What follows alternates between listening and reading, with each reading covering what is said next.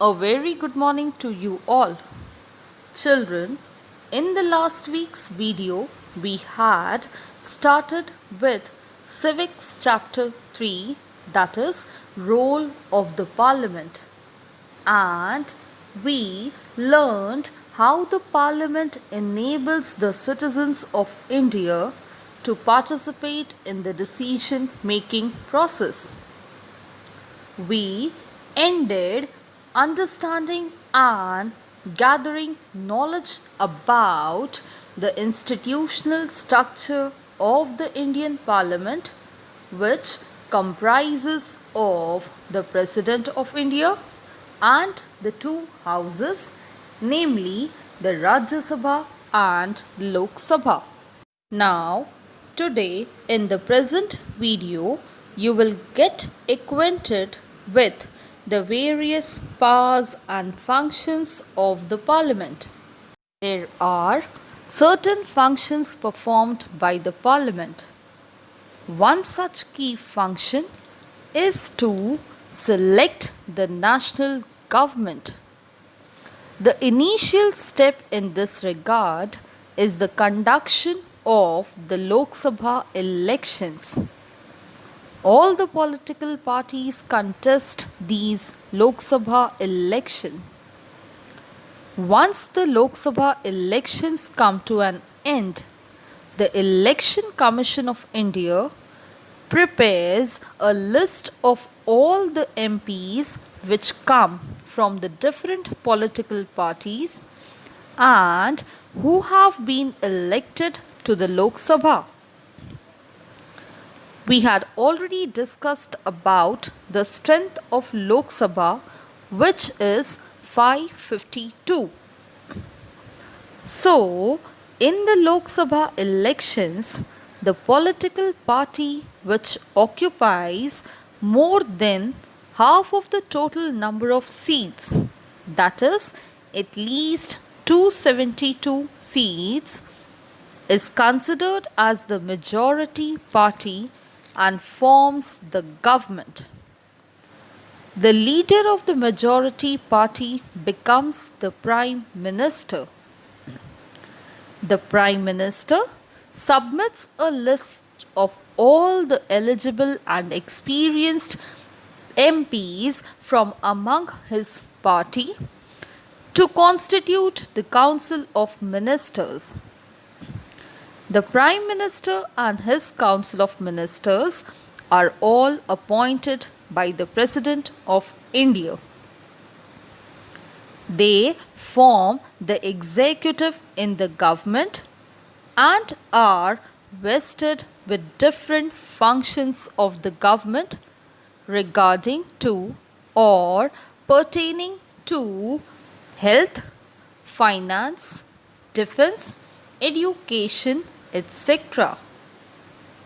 The Prime Minister and his Council of Ministers are also responsible for the performance of the function of implementation or enforcement of laws. So, while the party securing the majority in the Lok Sabha forms the government, the remaining parties constitute the opposition. The leader of the ruling or the majority party is called the leader of the Lok Sabha, and that of the largest opposition party is called the leader of the opposition. Children, in a situation whereby a single political party fails to gather or occupy the majority of seats in the Lok Sabha election to form a majority, some parties come together, join hands for the purpose of establishment of the government.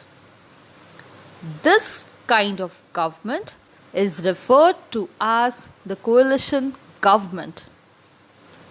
The members or the partners of the coalition government usually support the government from outside and in major situations abstain or may not prefer to join the Council of Ministers. The Rajya Sabha or the upper house of the parliament functions as the representative of the states and its members are elected by the elected members of the state legislative assemblies. We will now discuss about the process of making law and the role of the president and the two houses of the parliament in this particular process of making law. Children, law or laws are made by virtue of a bill, which is a primary draft or a proposed law which is laid before or presented before the parliament for discussion thereupon. It can be introduced in either houses of the parliament, but in order to become a law, it has to be passed by both the Lok Sabha and the Rajya Sabha. After being passed by both the houses of the parliament, a bill is required to be forwarded to the president for his final approval. That is why a president is an integral part in the parliament and plays a very important role in the law making process, because no bill can become a law unless and until it is approved by or receives the final assent by the president. The Rajya Sabha also plays a very important role in making of laws. It is authorized to review, change or bring about alterations in the bills or in the laws that are initiated in the Lok Sabha. But there is a limitation casted upon this particular authority of the Rajya Sabha with regards to a money bill. A money bill is the one which deals with the imposition, abolition, regulation and alteration of taxes. It can only be introduced in the Lok Sabha and not in the Rajya Sabha. Also, the Rajya Sabha cannot alter the provisions of a money bill.